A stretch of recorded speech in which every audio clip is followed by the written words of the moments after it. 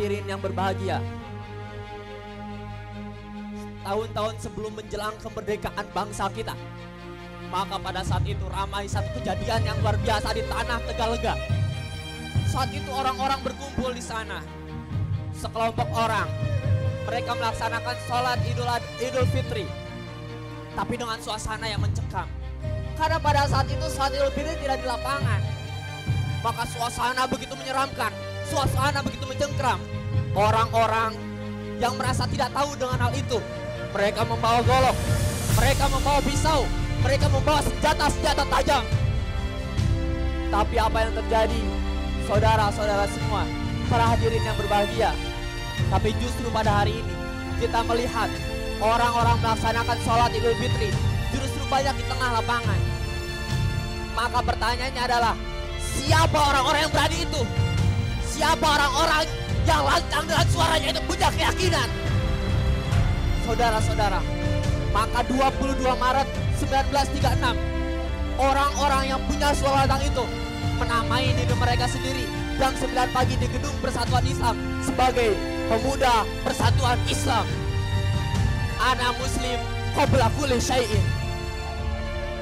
Dan tidak sampai di situ, maka Pemuda Persatuan Islam dari generasi ke generasi, dari zaman Muhammad Nasir, Mahdudin Al-Kahiri, dan lain-lain sampai pada hari ini yang dipimpin oleh Ustadz Fahmi, dari generasi ke generasi terus mewariskan semangat spirit untuk mengajarkan Al-Quran dan As-Sunnah bersama dengan orang tua kita di perjuangan persatuan Islam, hingga keberaniannya itu tidak pernah terhenti. Bahkan kemudian ketika bangsa kita dikeruk oleh paham komunis, yang pada saat itu penguasa kita dekat dengan sekali ideologi nasakom, nasionalis agamis komunis, maka pada saat itu dan fila rahimakumullah, kita kemudian diajak, pemuda Persis kemudian diajak untuk bersatu dalam satu wadah yang bernama Badan Kerjasama Militer dan Negara dan Pemuda. Padahal saat itu di dalam badan itu terdapat satu organisasi yang bernama Pemuda Rakyat. Di sana pemuda rakyat berideologi komunis.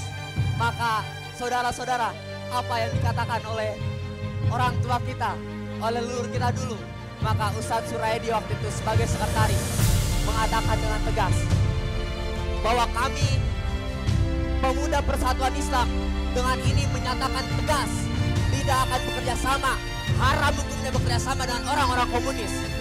Maka seandainya pemuda rakyat masih ada, kami pergi. Tapi seandainya mereka pergi, kami akan ada. Maka pada saat itu pilihannya dua, ikut atau penjara. Tapi pemuda Persis menunjukkan dalam sejarah bahwa mereka tak pernah tergadaikan oleh hal-hal yang buruk. Tapi mereka senantiasa memegang ideologi mereka sebagai seorang mujahid dakwah, sebagai seorang pemuda persatuan Islam. Terima kasih.